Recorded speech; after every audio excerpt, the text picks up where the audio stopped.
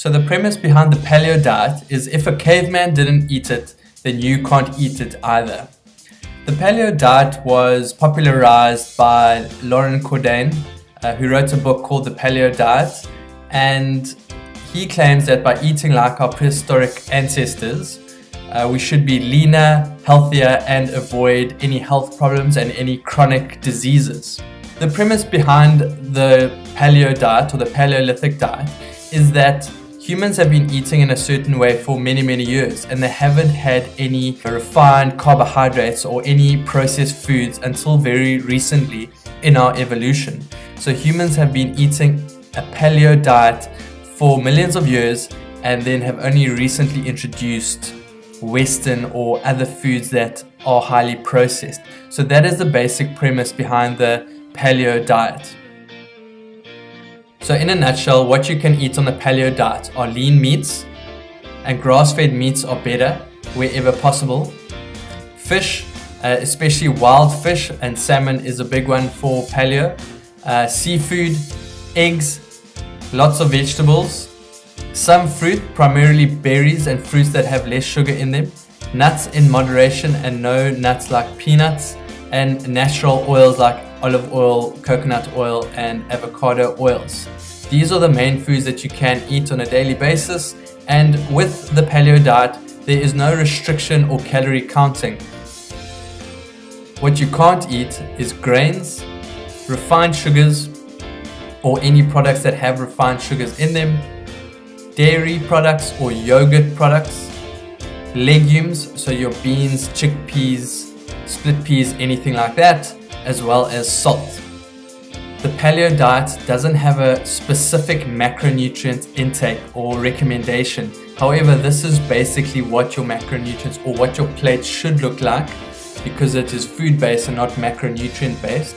About 50% of your plate should be vegetables, 25 to 30% should be meat, and these are lean meats.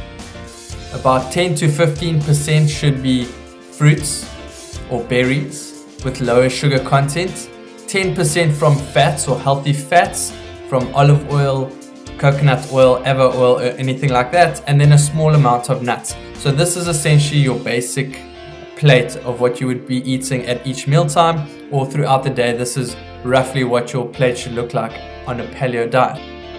Moving on to a ketogenic diet or a low carb, high fat diet or a banting diet. These are all pretty much interchangeable.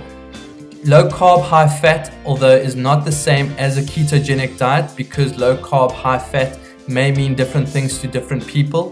Ketogenic means that you go into a state of ketosis. And to be in a state of ketosis, again, you need to test and see what your body adapts to with the amount of carbs you take in. But usually to get into ketosis, you have to have a very little amount of carbohydrates.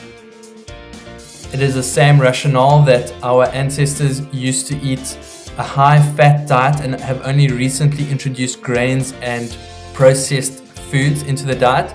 So essentially, again, what they are saying is that we shouldn't be changing our diet because it's only been a very short amount of time that we've been eating in the specific way that we're eating now, and we should go back to how our ancestors have been eating and eat high-fat diets. So what can you eat on a ketogenic or a banting diet?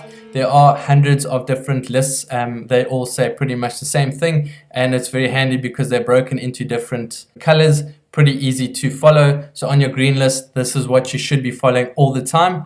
Orange list, these are things that you should be eating every now and then. And then on your red list, these are things that you should never or hardly ever eat. Very simple to follow, and a ketogenic diet. That is why a lot of people also find it easy to follow the diet, because it's very simple and it has rules and you know what you can and can't eat. And also, as with paleo diets, there's no calorie counting or tracking of what you're eating as long as you're following the principle.